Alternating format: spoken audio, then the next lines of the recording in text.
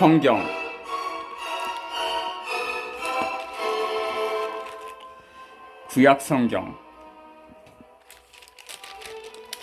구약성경 서론.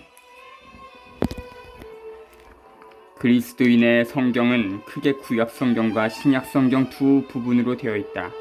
그리스어로 성경을 가리키는 딱 한 낱말은 개약이다. 그래서 우리는 구약성경을 옛 개약, 신약성경을 새 개약이라고 부를 수 있을 것이다. 구약성경은 46권의 책 묶음이다. 이 책 묶음에서 우리는 하나님이 당신과 계약을 맺으려고 선택하신 백성인 이스라엘의 역사를 볼 수 있다.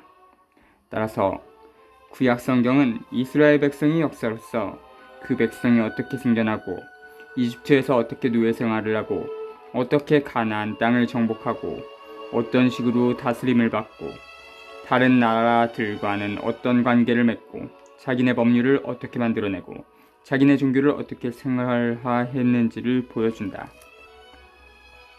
구약성경은 그 백성의 관습, 문화, 갈등, 실패, 희망을 제시한다. 그렇지만 중요한 것은 구약성경이 하느님과 계약을 맺은 그 백성의 역사라는 사실이다.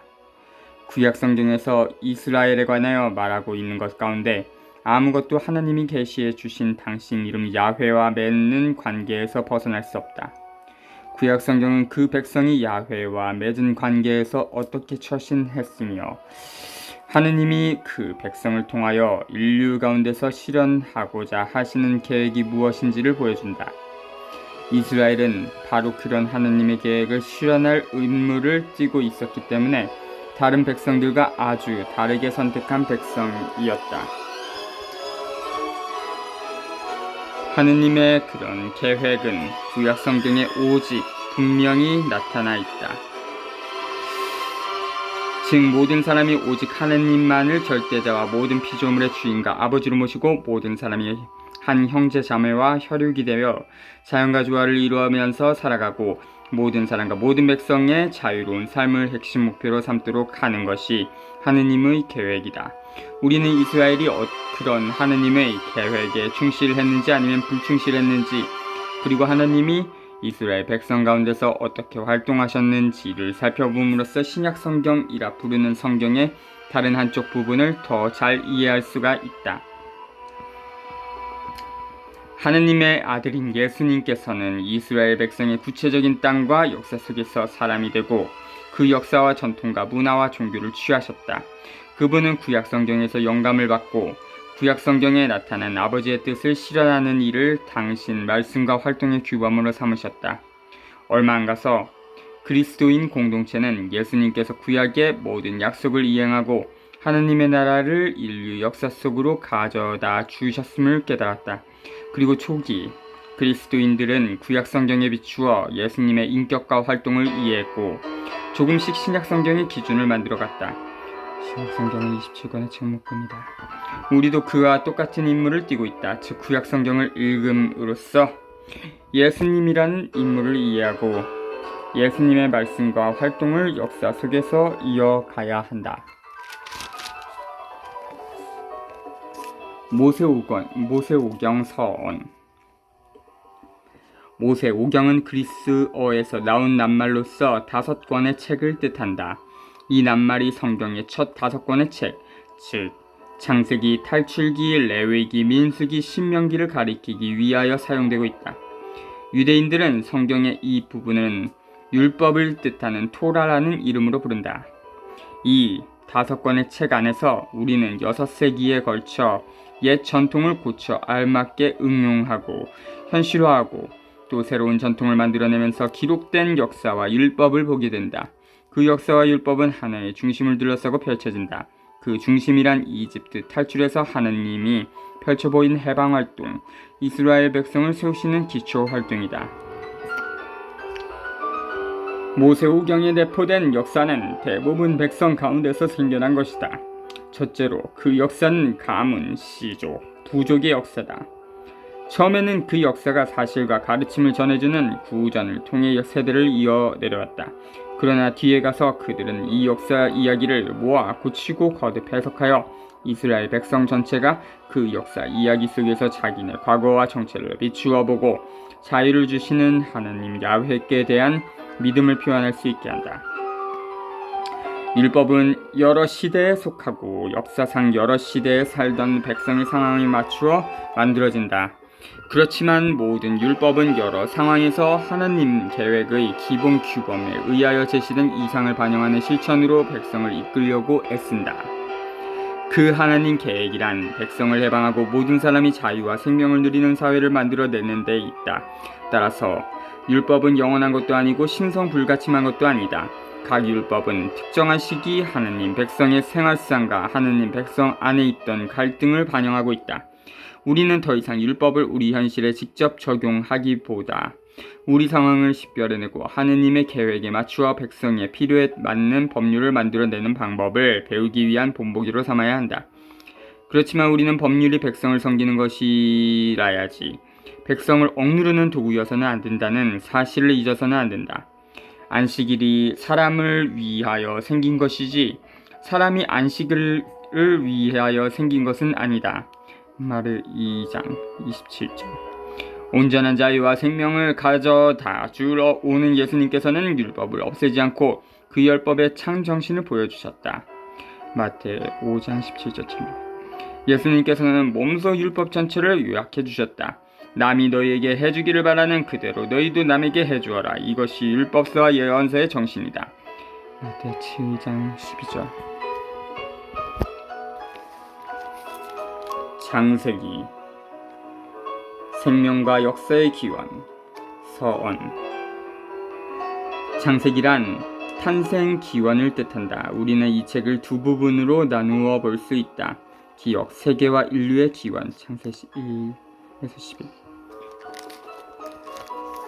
처음 나오는 두 장은 하느님이 세계와 인간을 창조하시는 장면을 이야기한다. 이 두 장은 하느님의 계획에서 남자와 여자의 위치와 비중을, 남자와 여자가 피조물 전체 가운데서 차지하고 있는 자리, 창세 1장 1절에서 2장 4절 기억, 2장 4절 기부터 25를 보여주려고 노력한다.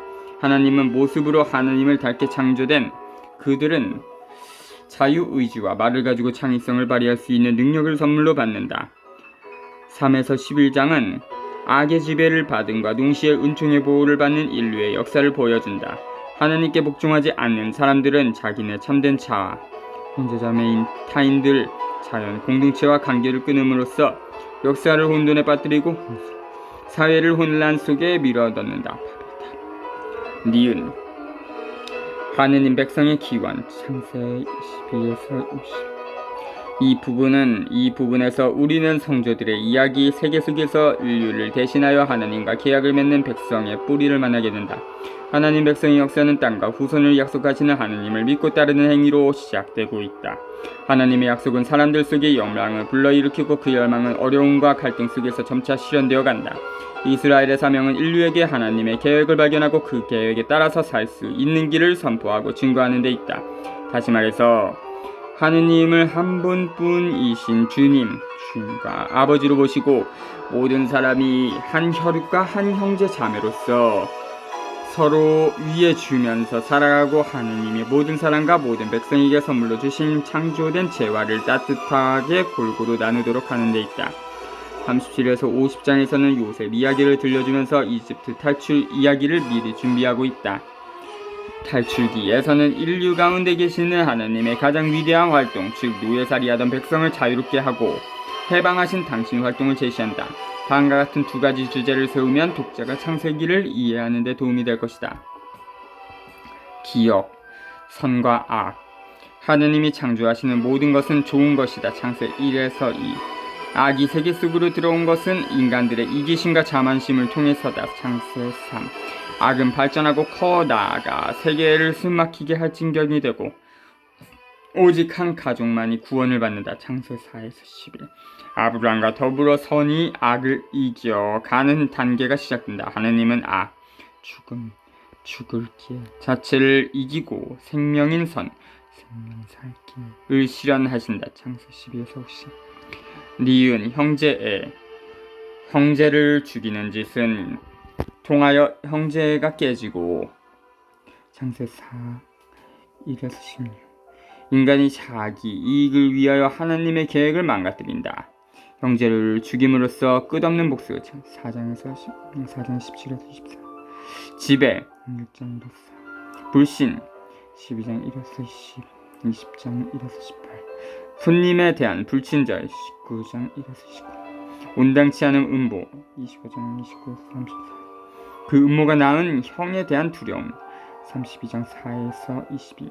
착취와 노예화 31장 1에서 42. 37장 12에서 36의 길이 열린다. 이처럼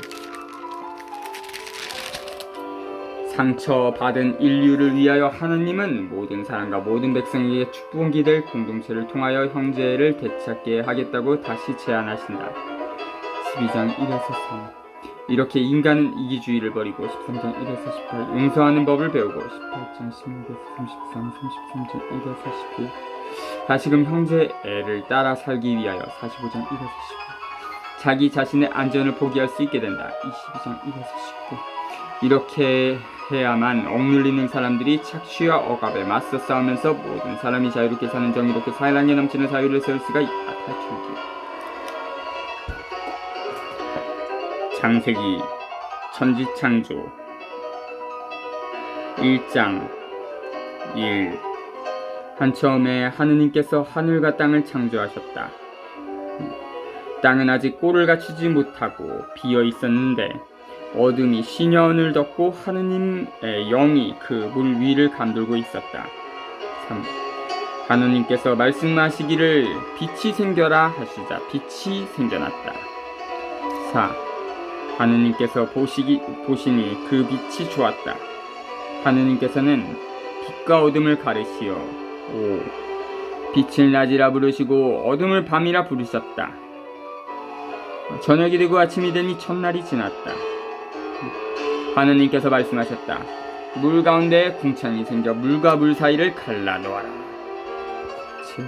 하느님께서 이렇게 궁창을 만들어 궁창 아래에 있는 물과 궁창 위에 있는 물을 가르시자 그대로 되었다. 8. 하느님께서는 궁창을 하늘이라 부르셨다. 저녁이 되고 아침이 되니 이튿날이 지났다. 9. 하느님께서 말씀하시기를 하늘 아래에 있는 물은 한 곳으로 모여 묻이 드러나라 고 하시자 그대로 되었다. 하느님께서는 물을 땅이라 부르고 묻을 땅이라 물이 모인 곳을 바다라 부르셨다. 하느님께서 보시니 좋았다. 11. 하느님께서 말씀하시기를 땅은 푸른 싹을 돋게 하여라. 씨를 맺는 풀과 씨 있는 과일나무를 제 종류대로 땅 위에 돋게 하여라 하시자 그대로 되었다. 12. 땅은 푸른 싹을 돋아나게 하였다. 씨를 맺는 풀과 씨 있는 과일나무를 제 종류대로 돋아나게 하였다. 하느님께서 보시니 좋았다. 13. 저녁이 되고 아침이 되니 사흘날이 지났다. 14. 하느님께서 말씀하시기를 하늘의 궁창에 빈 물체들이 생겨 낮과 밤을 가르고 표징과 절기, 날과 해를 나타내어라. 그리고 하늘의 궁창에서 땅을 비추는 빈 물체들이 되어라 하시자 그대로 되었다. 16. 하느님께서는 큰 빈물체 2개를 만드시어 그 가운데에 큰 빈물체는 낮을 다스리고 작은 빈물체는 밤을 다스리게 하였다. 그리고 별들도 만드셨다. 하느님께서 이것을 하늘 궁창에 두시어 땅을 비추게 하시고 낮과 밤을 다스리며 빛과 어둠을 가리게 하셨다. 하느님께서 보시니 좋았다. 저녁이 되고 아침이 되니 나은 날이 지났다. 하느님께서 말씀하셨다. 무태는 생물이 우글거리고 새들은 땅 위 하늘 궁창 아래를 날아다녀라. 이렇게 하나님께서는 큰 용들과 물에서 우글거리며 움직이는 온갖 생물들을 제 종류대로 또 날아다니는 온갖 새들을 제 종류대로 창조하셨다. 하느님께서 보시니 좋았다. 하느님께서 이들에게 복을 내리며 말씀하셨다. 번식하고 번성하여 바닷물을 가득 채워라. 새들도 땅 위에서 번성하여라. 저녁이 되고 아침이 되니 닷새 날이 지났다. 하나님께서 말씀하시기를 땅은 생물을 제 종류대로 곧 집짐승과 기어다니는 것과 들짐승을 제 종류대로 내어라 하시자 그대로 되었다. 하나님께서는 이렇게 들짐승을 제 종류대로, 집짐승을 제 종류대로, 땅바닥을 기어다니는 온갖 것을 제 종류대로 만드셨다. 하나님께서 보시니 좋았다. 하나님께서 말씀하셨다. 우리와 비슷하게 우리 모습으로 사람을 만들자. 그래서 그가 바다의 물고기와 하늘의 새와 집짐승과 온갖 들짐승과 땅을 기어다니는 온갖 것을 다스리게 하자. 하나님께서는 이렇게 당신의 모습으로 사람을 창조하셨다. 하나님의 모습으로 사람을 창조하시되 남자와 여자로 그들을 창조하셨다. 하나님께서 그들에게 복을 내리며 말씀하셨다. 자식을 많이 낳고 번성하여 땅을 가득 채우고 지배하여라. 그리고 바다의 물고기와 하늘의 새와 땅을 기어다니는 온갖 생물을 다스려라. 하나님께서 말씀하시기를 이제 내가 온 땅 위에서 씨를 맺는 모든 풀과 씨 있는 모든 과일나무를 너희에게 준다. 이것이 너희의 양식이 될 것이다. 땅의 모든 짐승과 하늘의 모든 새와 땅을 기어다니는 모든 생물에게는 온갖 푸른 풀을 양식으로 준다. 하시자 그대로 되었다. 하나님께서 보시니 손수 만드신 모든 것이 참 좋았다. 저녁이 되고 아침이 되니 엿새날이 지났다. 2장 1절. 이렇게 하늘과 땅과 그 안에 모든 것이 이루어졌다. 하느님께서는 하시던 일을 이렛날에 다 이루셨다. 그분께서는 하시던 일을 모두 마치시고 이렛날에 쉬셨다. 하느님께서 이렛날에 복을 내리시고 그날을 거룩하게 하셨다. 하느님께서 창조하여 만드시던 일을 모두 마치시고 그날에 쉬셨기 때문이다. 1장 1에서 2장 4 기억. 창조 이야기는 과학 이야기가 아니라 우주를 하느님께서 창조하신 피조물로 보는 하나의 시다. 이 창조 이야기는 바빌론 유배 시대에 주전 580년대에서 538 사제들이 쓴 것으로서 여러 가지 점을 강조하려고 애쓴다. 첫째로, 살아계시는 한 분뿐이신 창조주 하느님께서 존재하신다. 둘째로, 자연은 하느님이 아니고 다른 신들이 만들어낸 것도 아니다. 셋째로, 하느님께서 펼치신 창조 사업의 절정은 인류 창조다. 즉, 남자와 여자는 둘 다 하느님의 모상대로 당신을 닮게 창조되었다. 그리고 인류는 하느님의 창조 사업에 동참하여 우주를 다스리고 바꾸어 나아가도록 부르심을 받았다. 넷째로, 생명의 율동은 일과 놀이, 노동과 휴식이다. 하나님께서 창조 사업을 마치고 쉬신 것처럼 인간은 쉬는 또는 나를 가질 권리가 있다. 또한 모든 피조물이 좋았다, 아주 좋았다는 구절은 하느님께서 모든 피조물을 가슴 깊이 새기셨음을 뜻한다는 걸 잊지 않는 일이 중요하다. 2장 4 니은에서 25. 첫 번째 창조 이야기 1장 1에서 2장 4 기억는 꼴을 갖추지 못한 물을 혼돈, 무질서 그리고 생명이 없음을 보여준다. 솔로몬 왕 시대에 주전 10세기 만들어진 두 번째 이야기는 광야에서 살던 유목민에게서 비롯되었다. 유목민에게 메마른 땅은 생명이 없음을 가리켰다. 그래서 유목민은 비가 와서 사람들이 물을 얻을 수 있게 되는 것을 창조와 시작으로 상상한다. 이렇게 맨 첫 위대한 축복은 물이다. 8에서 17절에서는 에덴 동산을 이야기한다. 에덴은 지상 낙원으로서 그곳으로 당시 알고 있던 세계의 가장 큰 강들이 흘러들고 이 낙원에는 나무와 과일이 풍성하다. 하나님께서는 땅을 창조하여 인류가 골고루 그 땅을 이용하여 자기네 자신을 온전히 실현하라고 말씀하신다. 생명의 나무. 인류에게 땅을 주면서 하나님께서 내놓으신 딱 한 가지 조건은 당신께 순종하고 모든 사람과 모든 백성이 서로 위해 주면서 살아가게 하려는 당신 계획을 따르라는 것이다. 그리고 선한 것이 무엇이고 악한 것이 무엇인지를 인간 스스로 결정짓지 말라고 하느님의 지시에 따르라는 선악과 나무의 열매를 따먹지 말라는 것이다. 그것은 인간이 다른 인간을 억누르거나 죽이는 일이 없도록 하기 위해서다. 18에서 25절에서는 두 가지를 강조한다. 첫째로, 인간은 피조물을 다스리고 이 동물에게 이름을 지어줄 권한을 갖고 따라서 하느님의 창조적 권능에 참여한다. 둘째로, 여자는 남자의 머리에서 나와 남자에게 명령하라고 생기지도 않았고 남자의 발에서 나와 남자의 노예가 되라고 생기지도 않았다. 여자는 남자의 옆구리에서 나와 남자의 길동무가 되라고 생겼다. 에덴 동산. 하늘과 땅이 창조될 때 그 생성은 이러하였다. 주 하느님께서 땅과 하늘을 만드시던 날, 땅에는 아직 들의 덤불이 하나도 없고 아직 들풀 한 포기도 돋아나지 않았다. 주 하느님께서 땅에 비를 내리지 않으셨고 흙을 일굴 사람도 아직 없었기 때문이다. 그런데 땅에서 안개가 솟아올라 땅 거죽을 모두 적셨다.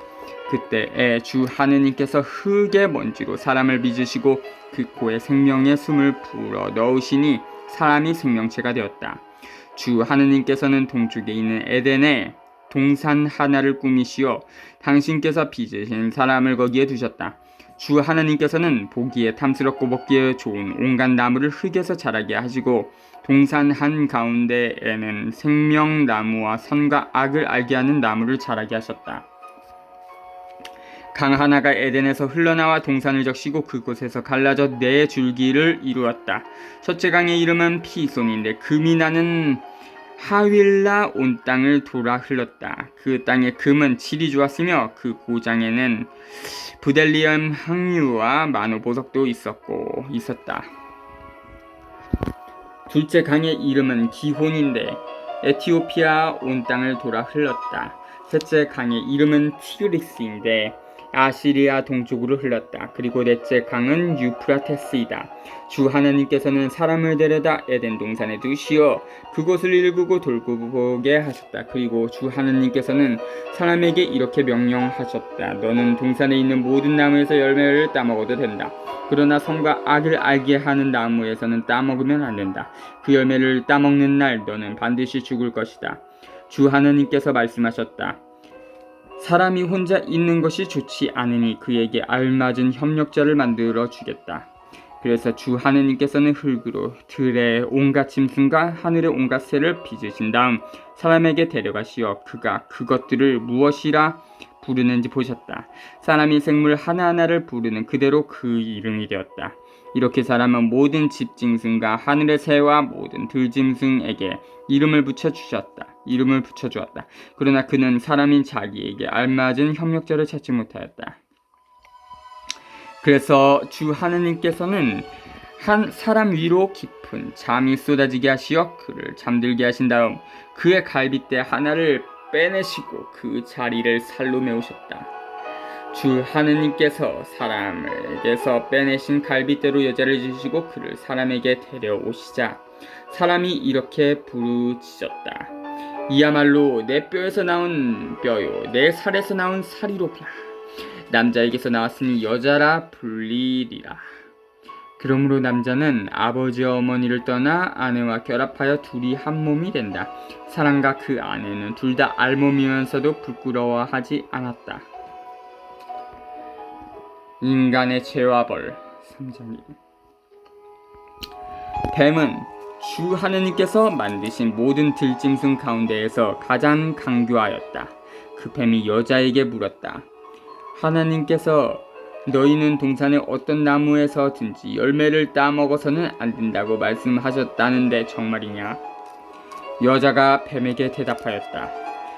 우리는 동산에 있는 나무 열매를 먹어도 된다. 그러나 동산 한가운데에 있는 나무 열매만은 너희가 죽지 않으려거든 먹지도 만지지도 말라고 하고 하나님께서 말씀하셨다. 그러자 뱀이 여자에게 말하였다. 너희는 결코 죽지 않는다. 너희가 그것을 먹는 난 너희 눈이 열려 하나님처럼 되어서 선과 악을 알게 될 줄을 하나님께서 아시고 그렇게 말씀하신 것이다. 여자가 쳐다보니 그 나무 열매는 먹음직하고 소담스러워 보였다. 그뿐만 아니라 그것은 슬기롭게 해줄 것처럼 탐스러웠다. 그래서 여자가 열매 하나를 따서 먹고 자기와 함께 있는 남편에게도 주자 그도 그것을 먹었다. 그러자 그 둘은 눈이 열려 자기들이 알몸인 것을 알고 무화과 나무 잎을 엮어서 두렁이를 만들어 입었다. 그들은 주 하느님께서 저녁 산들바람 속에 동산을 거니시는 소리를 들었다. 사람과 그 아내는 주 하느님 앞을 피하여 동산 나무 사이에 숨었다. 주 하느님께서 사람을 부르시며 너 어디 있느냐 하고 물으셨다.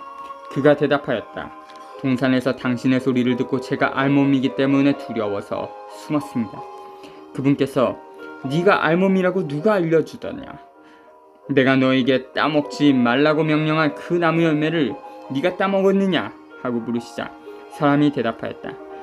당신께서 저와 함께 살라고 주신 여자가 그 나무 열매를 저에게 주기에 제가 먹었습니다. 주 하느님께서 여자에게 너는 어찌하여 이런 일을 저질렀느냐 하고 물으시자 여자가 대답하였다. 뱀이 저를 깨워서 제가 따먹었습니다. 14. 주 하느님께서 뱀에게 말씀하셨다. 네가 이런 일을 저질렀으니 너는 모든 집짐승과 들짐승 가운데에서 저주를 받아 네가 사는 동안 줄곧 배로 기어다니며 먼지를 먹으리라. 15. 나는 너와 그 여자 사이에 네 후손과 그 여자의 후손 사이에 적개심을 일으키리니 여자의 후손은 너의 머리에 상처를 입히고 너는 그의 발꿈치에 상처를 입히리라. 그리고 여자에게는 이렇게 말씀하셨다. 나는 네가 임신하여 커다란 고통을 겪게 하리라.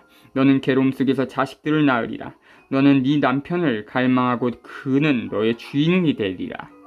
그리고 사람에게는 이렇게 말씀하셨다.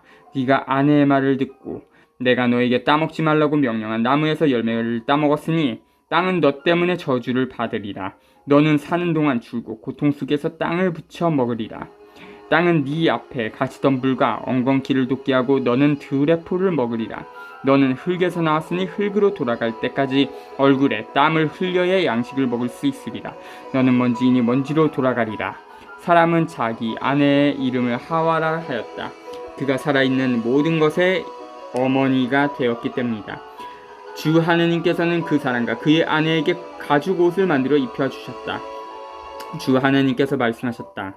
자, 사람이 성각을 알아 우리 가운데 하나처럼 되었으니 이제 그가 손을 내밀어 생명 나무 열매까지 따먹고 영원히 살게 되어서는 안 되지. 그래서 주 하느님께서는 그를 에덴 동산에서 내치시어 그가 생겨 나온 흙을 일구게 하셨다. 이렇게 사람을 내쫓으신 다음 에덴 동산 동쪽에 커룹들과 번쩍이는 불칼을 세워 생명나무에 이르는 길을 지키게 하셨다.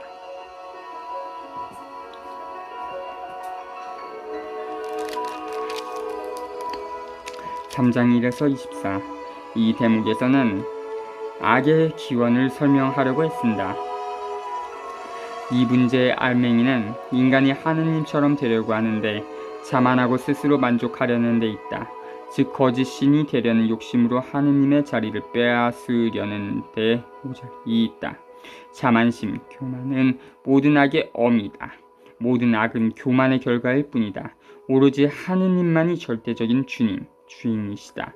하느님의 계획은 모든 사람과 모든 백성으로 하여금 당신의 소유인 재화를 따뜻하게 골고루 나누면서 서로 위해주면서 자유로이 살게 하는 데 있다. 인간이 스스로 만족하는 교만에 빠질 때 그는 하나님의 계획을 업신여기고 자기 자신의 계획을 세우게 된다. 그런 사람은 자기 이익만 챙기려 하고 자기 자신만 자유롭게 살려고 한다. 그런데 온전히 자유롭게 사는 것은 모든 인간의 꿈이다. 따라서 개인의 온전한 자유는 모든 사람과 모든 백성의 온전한 자유 안에서만 가능하다. 자기만 자유스럽게 살려 하고 자기 이익만 쫓아 구하는 교만한 인간은 어떤 모양으로든 다른 사람을 노예로 만들고 죽이게 되어 있다. 자기 만족만을 찾는 사람들 때문에 모든 인간이 서로 한 혈육과 한 형제 자매로 여기는 인간관계와 국제관계가 다른 사람과 다른 나라를 지배하고 억누르는 관계로 바뀌고 나눔의 관계가 착취의 관계로 바뀐다. 그 때문에 몇 안 되는 사람들과 나라들이 누리는 부와 사치스러운 소비를 위하여 절대다수 사람들과 그 나라들이 가난과 굶주림에 허덕인다. 그렇게 된 상태에서는 인간관계와 국제관계 및 인간이나 자연과 맺는 관계가 비틀리고 비인간적인 관계로 떨어진다. 개인 이기주의와 국가 이기주의라는 죄악이 판치는 그와 같은 분위기와 환경 속에서는 인류가 살 길이 아니라 죽을 길을 달리고 있는 것이다. 22에서 24. 그렇다면 절망해야 하는가? 아니다. 이기주의라는 죄악 앞에서 하나님께서는 인간과 인류가 그 죄악을 이겨내도록 계획을 세우신다. 즉 당신 아들을 인류의 후손으로 내보내신다. 이 후손은 예수 그리스도시다. 그리고 예수 그리스도께서는 당신과 더불어 온 인류가 하나가 되어 서로 위해주고 섬기게 하려는 하나님의 계획의 실현을 위하여 몸 바치는 사람들의 공동체를 당신 몸으로 삼으신다. 예수 그리스도께서는 그런 하나님의 계획을 온전히 계시하고 실현하는 분이다. 가인과 아벨 4장 1절. 사람이 자기 아내 하와와 잠자리를 같이 하니 그 여자가 임신하여 가인을 낳고 이렇게 말하였다. 내가 주님의 도우심으로 남자아이를 얻었다. 그 여자는 다시 카인의 동생 아벨을 낳았는데 아벨은 양치기가 되고 카인은 땅을 붙이는 농부가 되었다. 세월이 흐른 뒤에 카인은 땅의 소출을 주님께 제물로 바치고 아벨은 양떼 가운데 맏배들과 그 굿기름을 바쳤다. 그런데 주님께서는 아벨과 그의 제물은 기꺼이 구워보셨으나 카인과 그의 제물은 구워보지 않으셨다. 그래서 카인은 몹시 화를 내며 얼굴을 떨어뜨렸다. 주님께서 카인에게 말씀하셨다. 너는 어찌하여 화를 내고 어찌하여 얼굴을 떨어뜨리느냐? 네가 옳게 행동하면 얼굴을 들 수 있지 않느냐? 그러나 네가 옳게 행동하지 않으면 죄악이 문 앞에 도사리고 앉아 너를 노리게 될 텐데 너는 그 죄악을 잘 다스려야 하지 않겠느냐? 카인이 아우 아벨에게 들에 나가자 하고 말하였다. 그들이 들에 있을 때 카인이 자기 아우 아벨에게 달려들어 그를 죽였다. 주님께서 카인에게 물으셨다. 네 아우 아벨은 어디 있느냐? 그가 대답하였다. 모릅니다. 제가 아우를 지키는 사람입니까? 그러자 그분께서 말씀하셨다. 네가 무슨 일을 저질렀느냐? 들어보아라. 네 아우의 피가 땅바닥에서 나에게 울부짖고 있다. 이제 너는 저주를 받아 입을 벌려 네 손에서 네 아우의 피를 받아낸 그 땅에서 쫓겨날 것이다. 네가 땅을 붙여도 그것이 너에게 더 이상 수확을 내주지 않을 것이다. 너는 세상을 떠들며 헤매는 신세가 될 것이다. 카인이 주님께 아뢰었다. 그 형벌은 제가 짊어지기에 너무 큽니다. 당신께서 오늘 저를 이 땅에서 쫓아내시니 저는 당신 앞에서 몸을 숨겨야 하고 세상을 떠들며 헤매는 신세가 되어 만나는 자마다 저를 죽이려 할 것입니다. 주님께서 그에게 말씀하셨다. 아니다. 카인을 죽이는 자는 누구나 7갑절로 안갚음을 받을 것이다. 그런 다음 주님께서는 카인에게 표를 찍어주셔서 어느 누가 그를 만나더라도 그를 죽이지 못하게 하셨다. 카인은 주님 앞에서 물러나와 에덴의 동쪽 노 땅에 살았다.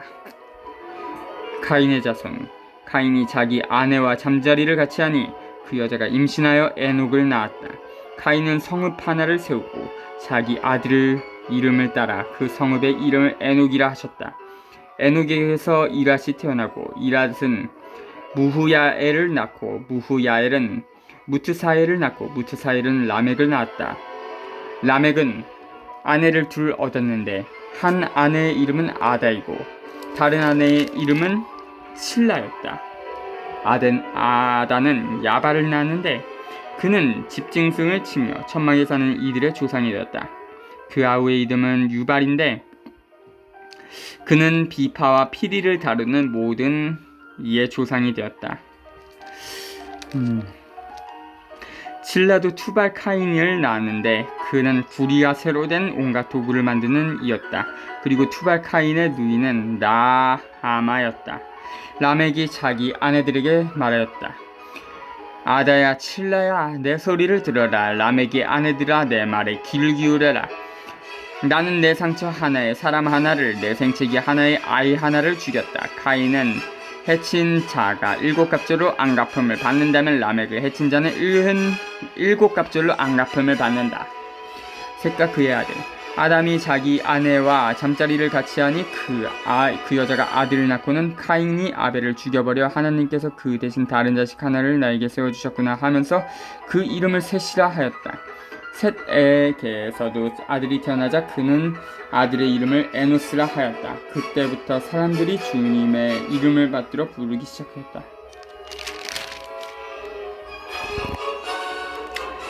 4장 1에서 16.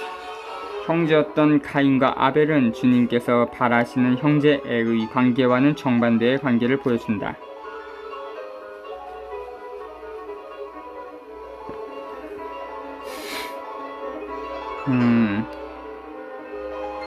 하나님께서 바라시는 형제애의 관계란 모든 사람과 모든 나라가 서로를 형제와 형제 나라로 여기는 관계다. 이기주의와 교만이 인간들 사이 그리고 나라들 사이에 서로 적이 되는 경쟁 관계를 낳고 형제 관계를 깨뜨린다. 이기주의와 교만은 인간과 나라가 다른 인간과 나라를 보호하는 대신 온갖 모양으로 해치고 죽이게 한다. 이렇게 죄악이라는 낱말이 성경에서 맨 처음으로 나오는 것이 사회 맥락 안에서다. 실적 17에서 26절. 이 대목에서는 문명의 발전을 그 문화 또는 기술의 기초와 더불어 제시하고 있다. 정치인 폴리스 도시 17절. 예술인 21절, 기능인 22절이 생긴다. 그렇지만 그 문명이 동생 아벨을 죽인 카인에게서 생겨난다. 그래서 교만과 폭력이 더욱더 기승을 부리고 적대심과 경쟁심에 기초한 사회가 생겨난다. 그렇게 해서 모두가 깡그리 망했는가? 아니다. 종교인 26절도 생긴다. 종교인은 교만한 인간과 나라가 갈라 놓은 것을 다시금 한데 모으려고 노력한다. 마태 18장 22에서 22에서 신약 성경은 폭력에 반대되는 문제, 우리에게 맡겨진 문제를 제시한다.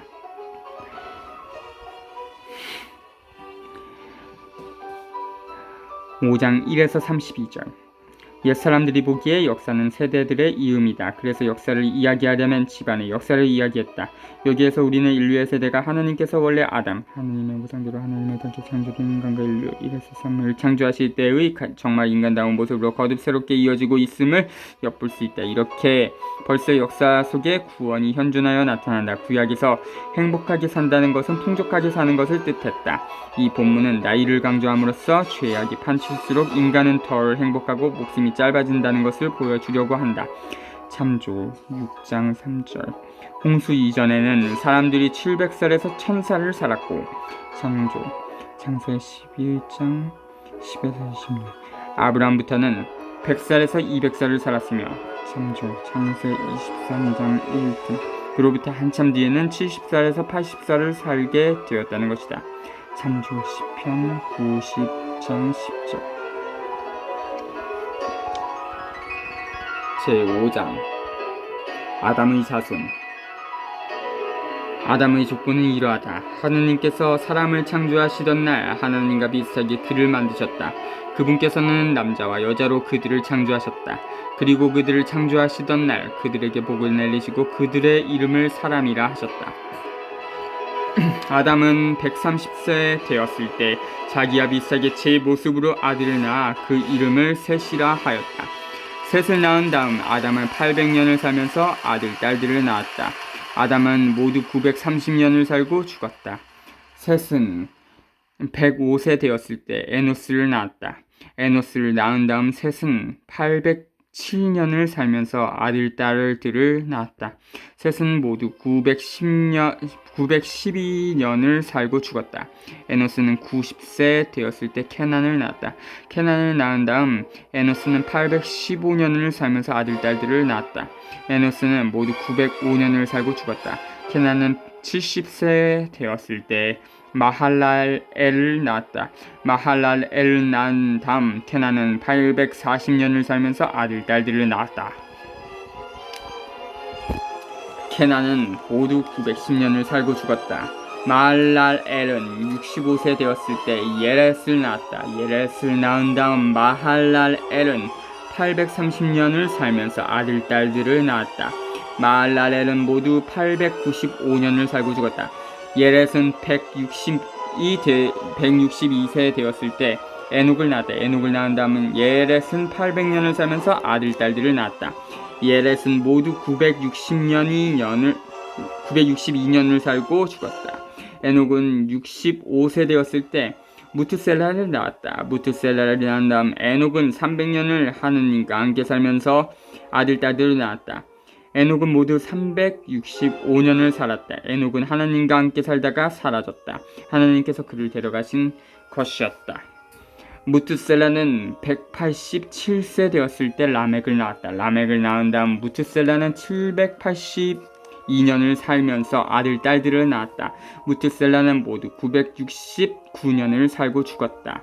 라멕은 182세 되었을 때 아들을 낳고 이 아이가 주님께서 저주하신 땅 때문에 수고하고 고생하는 우리를 위로해 줄 것이다 하면서 그의 이름을 노아라 하였다. 노아를 낳은 다음 라멕은 595년을 살면서 아들, 딸들을 낳았다. 라멕은 모두 777년을 살고 죽었다. 노아의 나이 500세 되었을 때 노아는 셈과 함과 야펫을 낳았다.